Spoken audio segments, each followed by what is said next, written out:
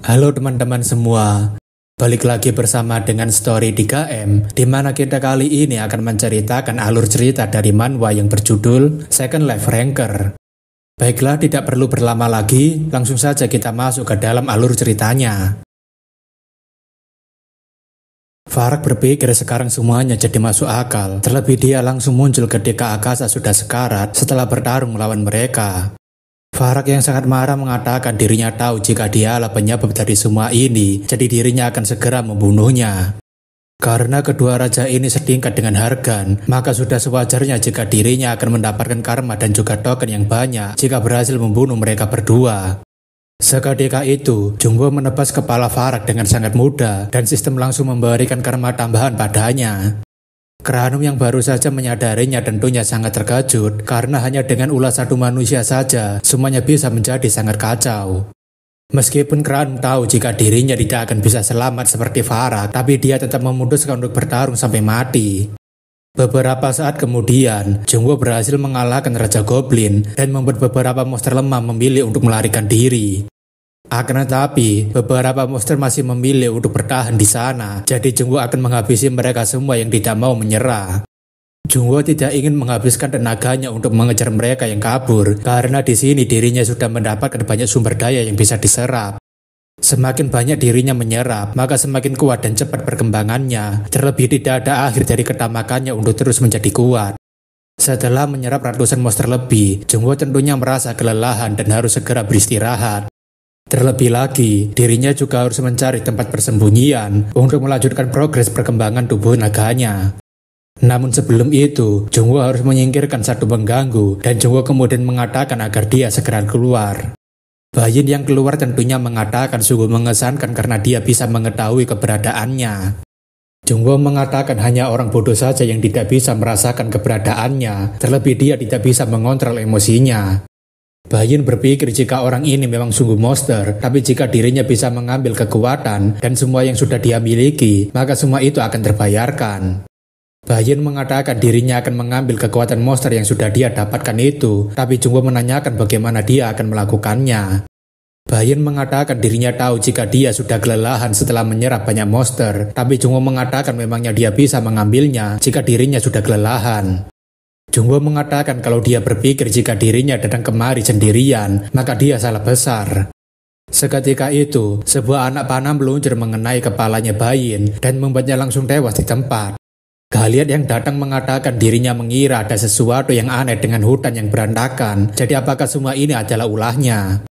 Jungwoo berpikir jika Galiat datang di waktu yang sempurna, terlebih orang itu tahu jika dirinya sudah kelelahan dan akan kesulitan untuk melawannya.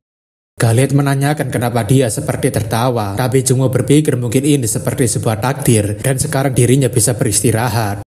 Jungwoo kemudian memberikan kalung yang dia temukan di sarang Akasa dan Galiat menanyakan dari mana dia mendapatkannya. Akan tetapi, Jungwoo yang sudah mencapai batasannya langsung terjatuh, tapi untungnya Galiat langsung menangkapnya. Galiat berpikir dirinya tidak tahu apa yang dipikirkan oleh orang ini dan sepertinya dia ingin dirinya membalas hadiah ini. Beberapa saat kemudian, perubahan tubuh Jungwoo telah berevolusi menjadi tubuh berlapis emas dan esensi Akasa menjadi sihir. Meskipun begitu, tampaknya status pembangkitan tubuh setengah naganya kini berubah menjadi tubuh naga yang belum selesai karena progresnya berhenti pada 92%. Jungwoo berpikir setelah menyerap sebanyak itu, proses pembangkitannya masih belum selesai, jadi betapa mengesankannya tubuh naga ini karena membutuhkan banyak bahan.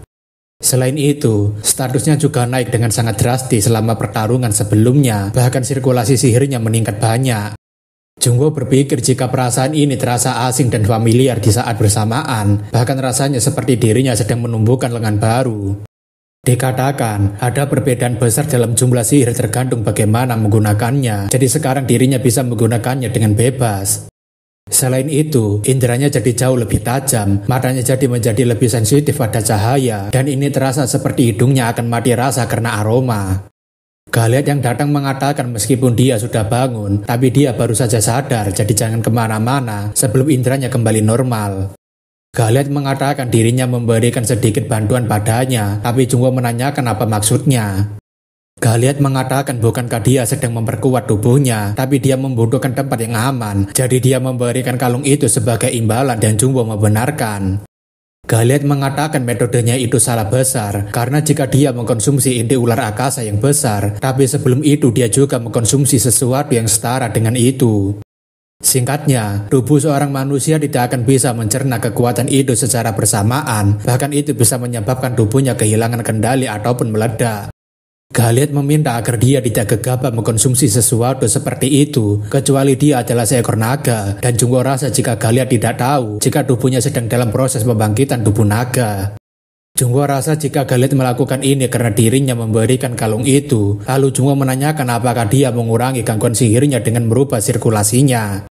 Galiat mengatakan dirinya menggunakan kaca andin untuk mencegah tubuhnya meledak, jadi usaha yang dirinya lakukan seperti seorang alkemis membuat sebuah artefak.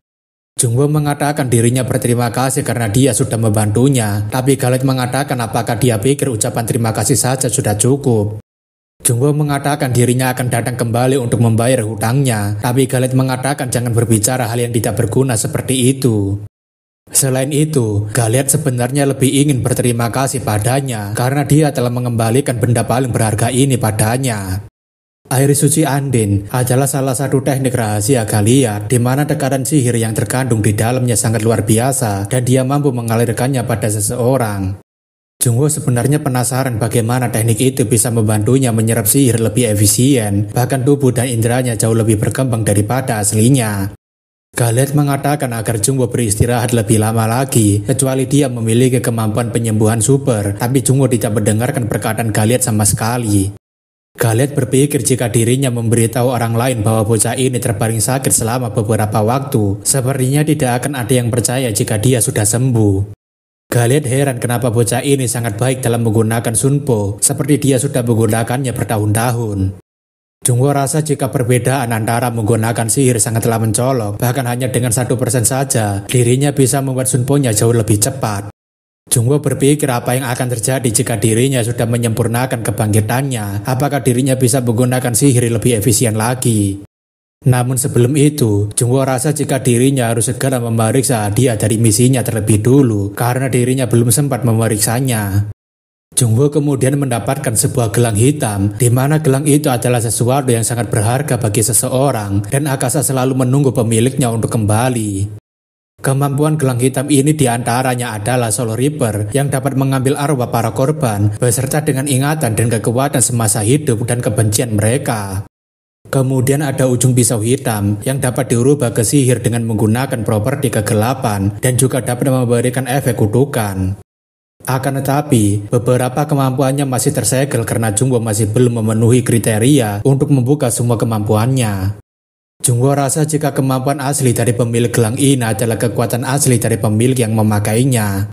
Namun ketika memasangkan gelangnya, Jungwo malah diselimuti dengan energi gelap, tapi itu juga bisa membuatnya bisa melihat jiwa-jiwa yang telah mati. Seketika itu, Jungwo melihat arwah-arwah gentayangan yang berada di sekitarnya, dan Jungwo rasa jika mereka adalah arwah gentayangan yang dirinya bunuh dan juga Akasa. Para hantu yang tahu jika Jungwo sudah bisa melihat mereka, tentunya mereka berpikir untuk membalaskan dendam kematian mereka. Akan tetapi bagi Jungwo, ini adalah kesempatan baginya untuk menguji skill barunya untuk menyerap para hantu ini. Seketika itu, Jungwo menebaskan pisaunya ke arah salah satu hantu, dan Jungwo berhasil mengumpulkan satu jiwa. Jungwo juga ingin menggunakan tepi pedang hitam, dan tampaknya pisaunya mulai mengeluarkan energi kegelapan. Sihir dengan atribut kegelapan meningkatkan serangan pengguna dan juga meningkatkan kutukan pada musuh. Ada juga yang bilang jika ini adalah sesuatu yang bagus untuk penyerangan. Jungwo kemudian mencoba menggunakan serangannya untuk menghancurkan batu besar yang berada di depannya. Lebih mengejutkannya, sekali ayunan pisau Jungwo dapat menghancurkan batu besar tersebut dan membuatnya hancur berkeping-keping. Jungwo berpikir jika ini lebih baik daripada yang dirinya perkirakan, dan berdasarkan kerusakan korosif yang ditimbulkan, serangan ini memiliki atribut kutukan. Jika hal seperti ini bisa dilakukan oleh gelangnya, maka sepertinya dirinya juga harus menggunakan kemampuan lainnya. Jungwo kemudian memburu 5 hantu yang tidak jauh darinya untuk mengumpulkan energi hitam seperti sebelumnya. Jungwo kemudian menggunakan 5 jiwa tersebut sebagai bahan bakar untuk membuat bola hitam dan kemudian mengaktifkan sihir apinya. Akan tetapi, perpaduan antara energi hitam dan apinya membuat sebuah ledakan yang sangat dahsyat. Untung saja, Jungwoo berhasil menghindari ledakan tersebut karena ledakan seperti itu bisa dengan mudahnya menghempaskan Raja Orc dan juga Argan. Selain itu, jumlah yang dirinya gunakan hanyalah 5 jiwa saja. Jadi apa yang akan terjadi jika dirinya menggunakan semua jiwa yang tersisa di sini? Setelah beberapa saat, Jungwoo berhasil mengumpulkan 150 jiwa, tapi dirinya harus menyimpannya dan menggunakannya hanya ketika dirinya membutuhkan serangan besar. Jungwoo juga mendapatkan gelar sebagai Hunter Monster, di mana status kekuatan dan kecepatannya akan meningkat 10 dan 15%, dan mendapatkan bonus 15% kesempatan memberikan luka fatal pada monster. Kemudian ada mata Raja Goblin, di mana item itu bisa meningkatkan kekuatan pemain sebesar 15% dan resisten terhadap racun dan kutukan 15%. Jungwoo berpikir jika mata ini akan sangat bagus jika digunakan bersama dengan gelang hitam, karena itu akan meningkatkan kekuatan atribut kegelapannya. Jungwoo juga mendapatkan permata monster 5 warna yang terdiri dari kebencian goblin, kobold, genol, kadal, dan orc. Jungwoo berpikir kenapa hadiah yang dirinya terima terasa seperti disengaja untuk membuat dirinya semakin kuat. Malam harinya, Galiath menanyakan apakah dia sudah berencana untuk meninggalkan Blok F dan Jungwoo membenarkan. Galiath mengatakan sepertinya itu masuk akal karena dia juga telah mendapatkan apa saja yang telah dia butuhkan di sini. Galiath tahu jika dia tidak seperti para pemain lainnya yang sangat efisien dalam menggunakan sunpo-nya, tapi itu juga malah mengingatkannya pada seseorang di masa lalu. Galiath penasaran apakah mereka berdua memiliki hubungan karena mereka semua yang telah memasuki menara memiliki masa lalu mereka sendiri. Masa lalu mereka akan menentukan bagaimana mereka melangkah maju, dan jika bukan karena itu, mereka tidak punya alasan untuk meninggalkan dunia asalnya. Galiath mengatakan agar Jungwoo mengambil ini, karena ini punya musuh yang terakhir kali dia lawan dan pedang ini sangat bagus. Jika Jungwoo memang tidak menggunakan pedang, maka simpan saja benda itu dan jual ke pedagang misterius untuk mendapatkan harga yang tinggi. Galiath menanyakan bagaimana dia bisa memiliki permusuhan dengan Arangdan, terlebih kantor pusatnya berada di Blok F. Jungwoo menanyakan apa maksudnya, dan Galiath menanyakan apakah dia tidak menyadari sudah berurusan dengan mereka. Galiath memberitahu jika rumba yang berada di pedang ini adalah simbol grup Arangdan, dan Jungwoo berpikir apakah itu berarti mereka bukan dari kelompok Scavenger.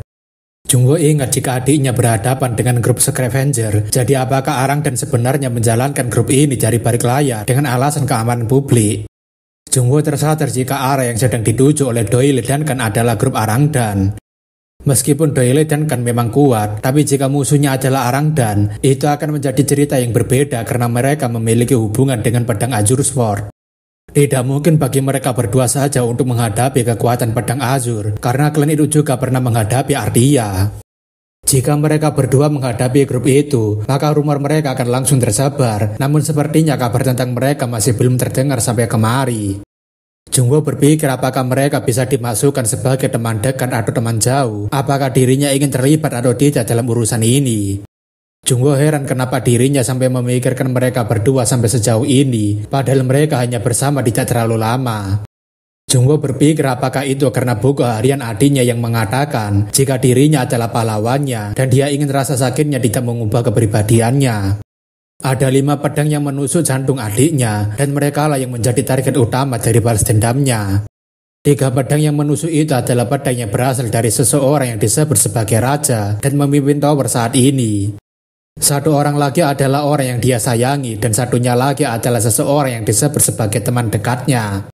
Galiath menanyakan apakah dia akhirnya memutuskan untuk pergi berperang, dan Jungwoo mengatakan bagaimana dia bisa tahu. Galiath mengatakan dirinya juga sebelumnya adalah penggila pertarungan yang bodoh seperti dia, dan dia malah mengingatkannya akan masa lalu. Sikap beserta dengan tatapan matanya Chen memberitahunya dengan sangat jelas tentang kesiapannya, bahkan atmosfer yang dia pancarkan sama seperti ketika mereka pertama kali bertemu.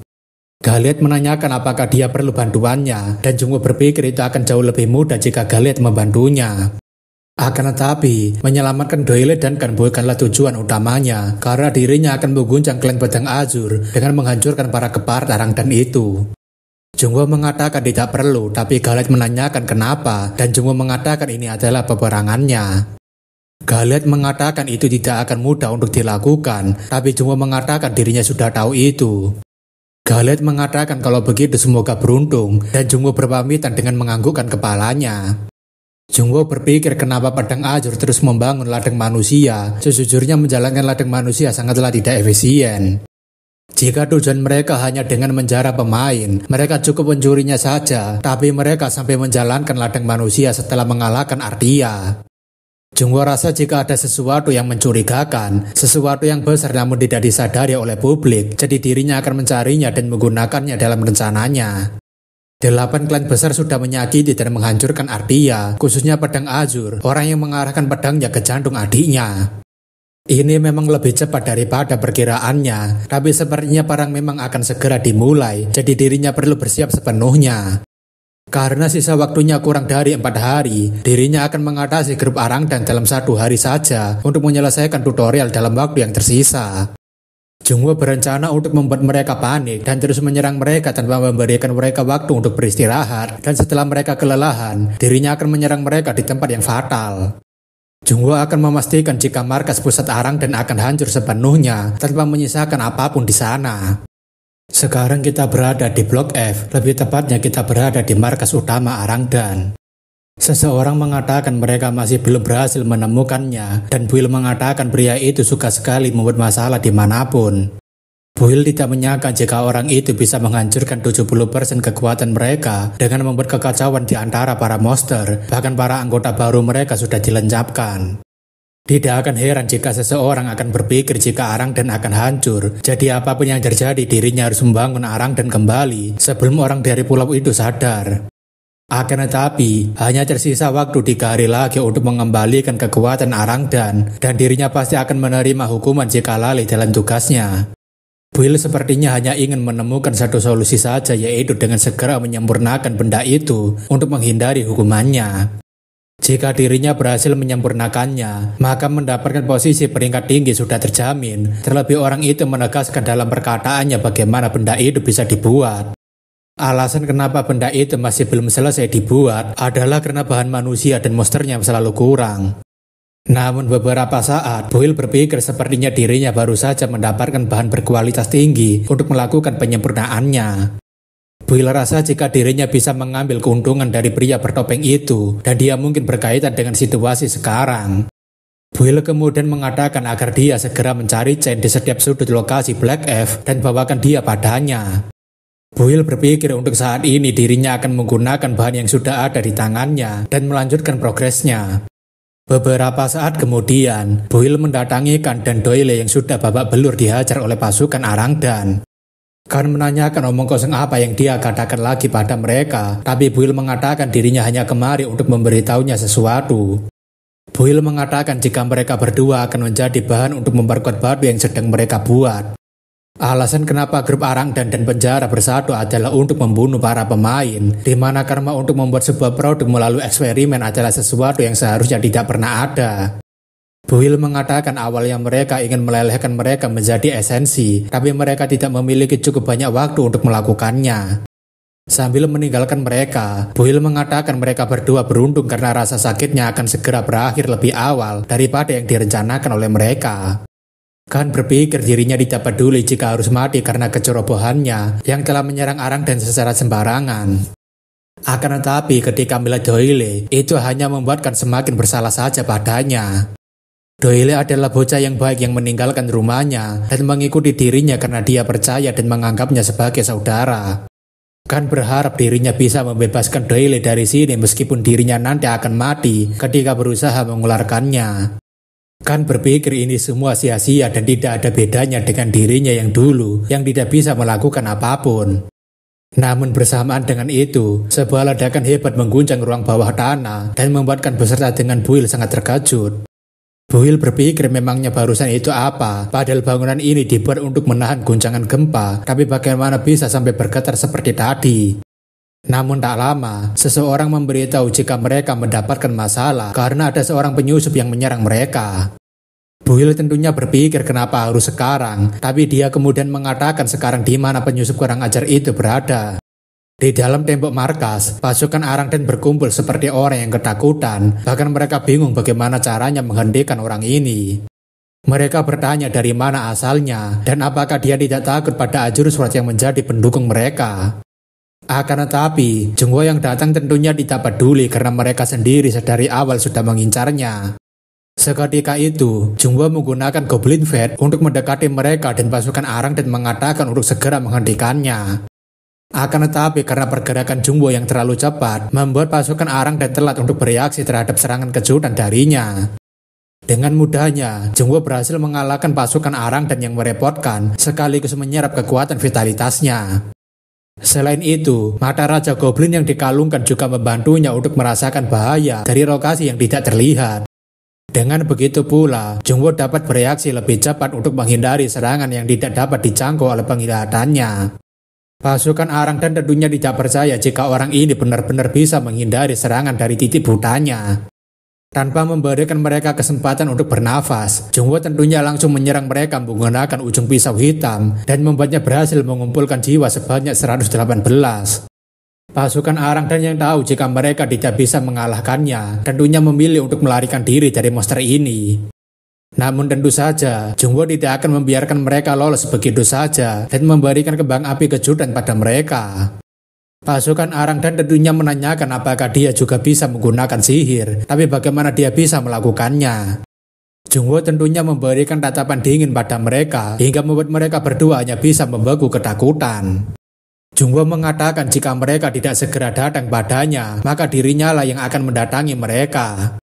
Namun belum sempat Jungwoo memberikan serangan pada mereka, seseorang berteriak dari atas benteng agar dia tidak bergerak. Tentu saja, dia adalah Will yang sudah datang bersama dengan para bawahannya. Orangnya sok keras tapi dia bawa satu gengnya.